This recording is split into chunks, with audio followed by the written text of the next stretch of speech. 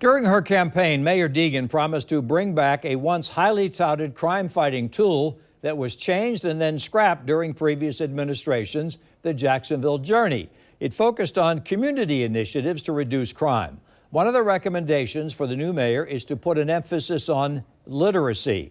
News4Jax reporter Jim Piggott was there today when a new plan was given a thumbs up to move ahead. He's joining us live on the South Bank. Jim, literacy is a much bigger Jacksonville problem than many people realize. You know, what they found out, or what they were told today, is that Jacksonville has some of the worst reading scores in the state. And then I heard over and over again today, from many of those people that are in charge, that if a person can't read by third grade, there's a good chance that that child would either drop out of school and could end up in jail. Many of us take reading for granted, something that we learned early in school. But in Jacksonville, not knowing how to read is a problem. We have some of the worst reading scores in the state. Now, this map highlights the problem. There are 27 elementary schools across the city where 75% of the third graders who go there are not reading on their grade level, a statistic that's concerning for those working to fight crime in Jacksonville.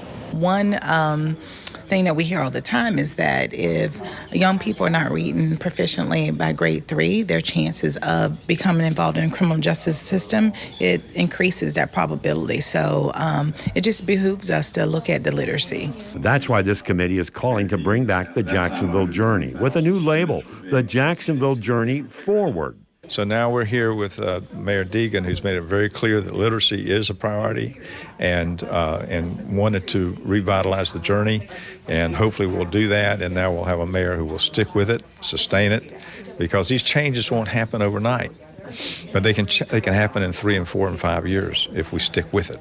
One of those attending was Tyrone Merchant. He says he sees how the lack of reading skills in Jacksonville is a major problem. He's working to put together an after-school program called Read 30. Is to focus on rising third graders, because if a child can't read by third grade, their success in life is basically dwindles down to nothing. To tell you, the return of the journey was only one thing that was recommended by this committee today. They had other suggestions as well that are going to Mayor Deegan. One is the ex-offenders program, now run by the Sheriff's Department, putting that in the hands of some other agencies. And they're also talking about funding. That's a big issue in all of this, and some of the funding could come up in this year's budget. We're live on the South Bank. Jim Piggott, Channel 4, the local station.